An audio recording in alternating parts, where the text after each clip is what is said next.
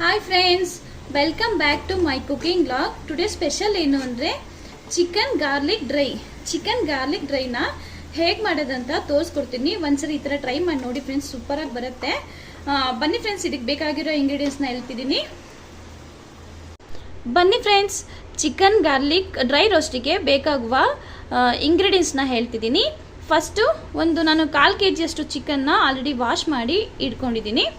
ಮತ್ತು ಇದಕ್ಕೇನೆ ಇವಾಗ 1/4 tea spoon ಅಷ್ಟು ನಾವು ಅರಿಶಿನ ಪುಡಿನ ಹಾಕೊತಾ ಇದ್ದೀನಿ. ಮತ್ತು 1/2 ಟೀ ಸ್ಪೂನ್ ಅಷ್ಟು ನಾವು ಸಾಲ್ಟ್ನ ಹಾಕೊತಾ ಇದ್ದೀವಿ.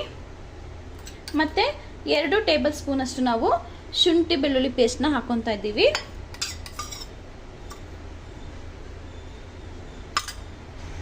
ನಂತರ ಇದಕ್ಕೆ ಒಂದು ಅರ್ಧ ಹೋಳು ನಿಂಬೆಹಣ್ಣನ್ನ ಹಾಕೊಬೇಕಾಗತ್ತೆ. ಇವಾಗ ಇದನ್ನ ಚೆನ್ನಾಗಿ ಕಲಿಸ್ಕೊಬೇಕಾಗತ್ತೆ.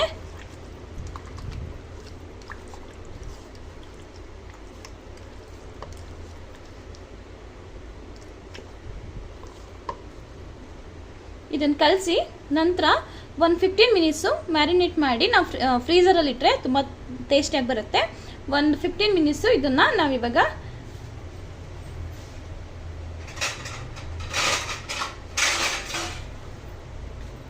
ಕ್ಲೋಸ್ ಮಾಡಿ 15 ಮಿನಿಟ್ಸು ನಾವು ಫ್ರೀಝರಲ್ಲಿ ಇಡೋಣ ಫ್ರೆಂಡ್ಸ್. ನಂತರ ಫ್ರೆಂಡ್ಸ್, ನಾನು ಇಲ್ಲಿ 1 ಟೇಬಲ್ ಸ್ಪೂನ್ ಅಷ್ಟು ನಾನು ಕಾಳು ಮೆಣಸನ್ನ ತೊಗೊಂಡಿದ್ದೀನಿ. ಮತ್ತು 1 ಟೇಬಲ್ ಸ್ಪೂನ್ ಅಷ್ಟು ಧನ್ಯಕಾಳನ್ನ ತೊಗೊಂಡಿದ್ದೀನಿ. ಮತ್ತು ಸ್ವಲ್ಪ ಚಕ್ಕೆ, 1-2 ಲವಂಗ, ಮತ್ತು ಮರಾಠಿ ಮೊಗ್ಗು, ಸ್ಟಾರ್ ಫ್ಲವರ್ ಅಂತಲ್ಲ ಅದನ್ನ ಇವಾಗ ಈ ಜಾಡಿಗೆ ಹಾಕೊಳ್ಳೋಣ. ಇದನ್ನು ನೀರು ಹಾಕಬಾರ್ದು ಫ್ರೆಂಡ್ಸ್, ಹಾಗೆ ಡ್ರೈ ಮಾಡಿ ಮಿಕ್ಸಿಯಲ್ಲಿ ಹಾಗೆ ರುಬ್ಬಬೇಕಾಗತ್ತೆ.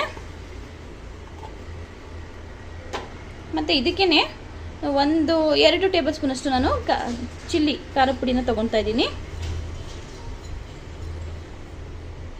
ಇದನ್ನು ನೈಸಾಗಿ ರುಬ್ಕೊಂಬರೋಣ. ನೋಡಿ ಫ್ರೆಂಡ್ಸ್, ಇವಾಗ ನಾವು ಇದನ್ನು ರುಬ್ಬಿದ್ದೀವಿ. ನಂತರ ಇದಕ್ಕೇ ನಾವು 1 ಬೆಳ್ಳುಳ್ಳಿನ ಸಿಪ್ಪೆ ಸುಲಿದು ಹಾಕ್ಕೊಬೇಕಾಗತ್ತೆ. ಇದನ್ನು ತರಿಯಾಗಿ ರುಬ್ಬೇಕಾಗತ್ತೆ, ಜಾಸ್ತಿ ನೈಸ್ ಬೇಡ. ಸೊ ನೀರು ಹಾಕ್ದೇ ಹಾಗೆ ರುಬ್ಬೇಕಾಗತ್ತೆ. ಇದನ್ನು 1 ರೌಂಡು ರುಬ್ಕೊಂಬಂದ್ಬಿಡೋಣ. ನೋಡಿ ಫ್ರೆಂಡ್ಸ್, ಇವಾಗ ನಾವು ಬೆಳ್ಳುಳ್ಳಿ ಹಾಕಿ ರುಬ್ಕೊಂಬಂದಾಯಿತು. ಇವಾಗ ಹೇಗೆ ಮಾಡೋದಂತ ನಿಮಗೆ ತೋರಿಸ್ಕೊಡ್ತೀನಿ, ಬನ್ನಿ ಫ್ರೆಂಡ್ಸ್. ನೋಡಿ ಫ್ರೆಂಡ್ಸ್, ನಾನು ಇವಾಗ ಗ್ಯಾಸ್ ಮೇಲೆ ಒಂದು ಕಡಾಯಿನ ಇಟ್ಟಿದ್ದೀನಿ. ಅದಕ್ಕೆ ನಾನು 1-2 ಟೇಬಲ್ ಸ್ಪೂನ್ ಅಷ್ಟು ನಾನು ತುಪ್ಪನ ಹಾಕೊತಿದ್ದೀವಿ. ಇದಕ್ಕೇನೆ ಸ್ವಲ್ಪ ಆಯಿಲ್ನ ಹಾಕೊತಾ ಇದ್ದೀವಿ ನಾವು. ನೋಡಿ ಫ್ರೆಂಡ್ಸ್, ಇವಾಗ ನಾವು ಕಟ್ ಮಾಡಿ 1 ಈರುಳ್ಳಿನ, ಚಿಕ್ಕ ಈರುಳ್ಳಿನ ಕಟ್ ಮಾಡಿ ಇಟ್ಕೊಂಡಿದ್ದೀವಿ. ಇದನ್ನ ಹಾಕೊತಾ ಇದ್ದೀವಿ.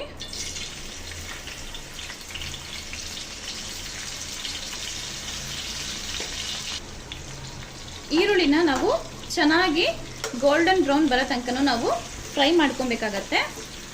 ಅಲ್ಲಿ ತನಕ ಇದನ್ನ ಫ್ರೈ ಮಾಡ್ಕೊಳ್ಳೋಣ ಫ್ರೆಂಡ್ಸ್.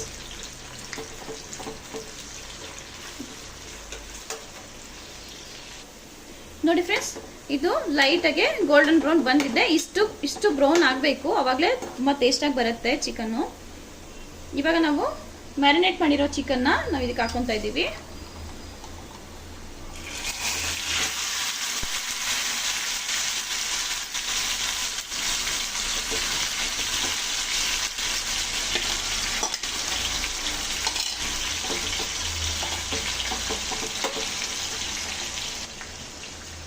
ಇದನ್ನ 10 ನಿಮಿಷ ಇದೇ ಲೋ ಫ್ಲೇಮಲ್ಲೇ ಇಟ್ಟು ಚೆನ್ನಾಗಿ ಬೇಯಿಸ್ಕೊಳ್ಳಿ ಫಸ್ಟು.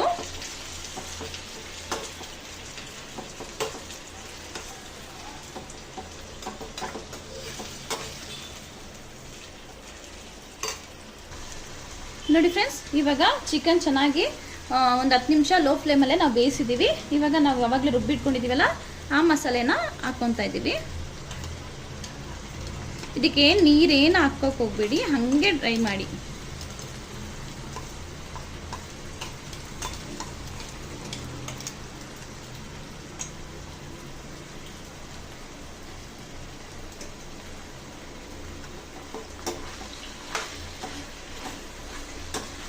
ಇದು 10 ನಿಮಿಷ ಮತ್ತೆ ಚೆನ್ನಾಗಿ ಲೋ ಫ್ಲೇಮಲ್ಲೇ ಕ್ಲೋಸ್ ಮಾಡಿ ಬೇಯಿಸಿ.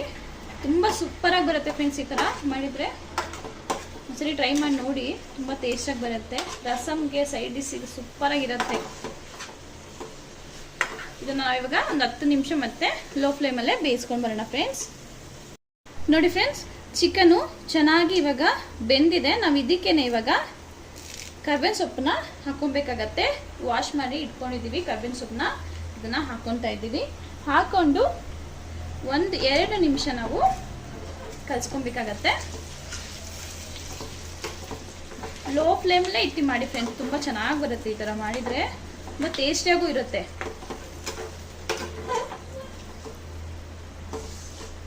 ಮತ್ತು ಇದಕ್ಕೇನೆ ಇವಾಗ ನಾವು ಒಂದು ಅರ್ಧ ನಿಂಬೆಹಣ್ಣನ್ನ ನಾವು ಹಾಕ್ಕೊಬೇಕಾಗತ್ತೆ.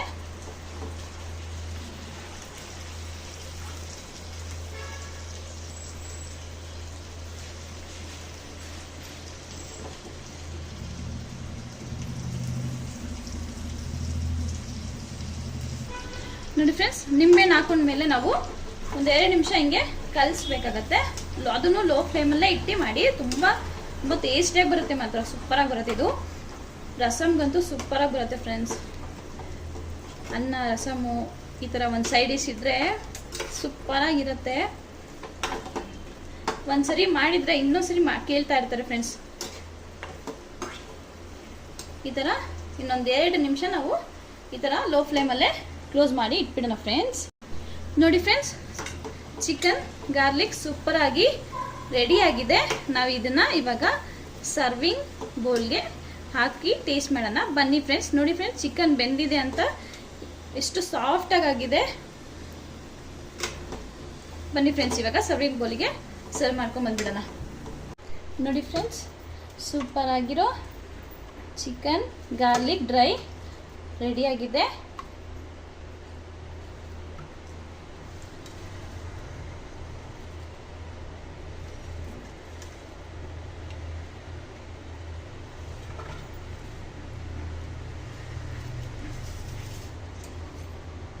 ನೋಡಿ ಫ್ರೆಂಡ್ಸ್, ಸೂಪರ್ ಆಗಿರೋ ಚಿಕನ್ ಗಾರ್ಲಿಕ್ ಡ್ರೈ ರೆಡಿಯಾಗಿದೆ. ನೋಡಿ ಫ್ರೆಂಡ್ಸ್, ಈ ಥರ ಮಾಡಿ ಸೂಪರಾಗಿ ಬರುತ್ತೆ, ತುಂಬ ಟೇಸ್ಟಿಯಾಗೂ ಬರುತ್ತೆ. ಒಂದ್ಸರಿ ಟ್ರೈ ಮಾಡಿ ನೋಡಿ ಫ್ರೆಂಡ್ಸ್. ವಿಡಿಯೋ ಇಷ್ಟ ಆಯಿತು ಅಂದರೆ ಲೈಕ್ ಮಾಡಿ, ಶೇರ್ ಮಾಡಿ, ಕಮೆಂಟ್ ಮಾಡಿ ಫ್ರೆಂಡ್ಸ್. Thank you friends.